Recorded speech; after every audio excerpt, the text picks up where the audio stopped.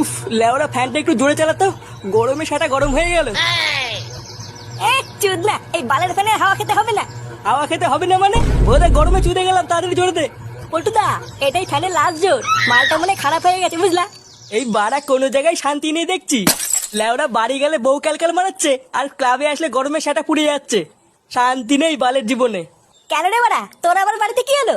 ও লেওরা তুই বুঝবি না, আমাদের পার্সোনাল ব্যাপার। চুদ না, পার্সোনাল মারাচ্ছে। ও পল্টুদা, বৌদি বাড়িতে আছো নাকি?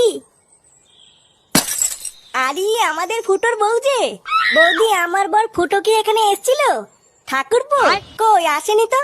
ও এখানে আসেনি? আসলে ও সকাল থেকে বাড়ি যায়নি তো, তাই। তুমি কোনো চিন্তা করো না, দেখবে ঠাকুরপো ঠিক বাড়ি চলে যাবে। পল্টুদা কোথায় বৌদি? ও মনে হয় পল্টুদার সাথেই আছে। উনি কোথায় গেছে তা আমি জানি না। এক নম্বরে একটা শয়তান লোক, জানো? সেই কবে থেকে বলছি আমাকে একটু হানিমুনে নিয়ে চলো, যখনই বলি তখনই বাড়ি ছেড়ে পালায়। তোমার কত সুন্দর একটা ছেলে হয়ে তার অন্নপ্রাশন হয়ে গেল, আর আমার বিয়ের 1 বছর হয়ে গেল, এখনো পর্যন্ত একটু হানিমুনেও যেতে পারলাম না। ও তুমি চিন্তা করো না বৌদি, পল্টুদাকে বোঝাও, দেখবে সব ঠিক হয়ে যাবে। না, অনেক বুঝিয়েছি এতদিন, আর বুঝিয়ে হবে না। আমাকে দেখছি এবার অন্য কোনো উপায় মা হতে হবে। ও তুমি মা হতে চাও? তাই এই কথাটা আগে বলবে তো। তার মানে তোমার কাছে এমন কোনো উপায় আছে? হ্যাঁ গো বৌদি,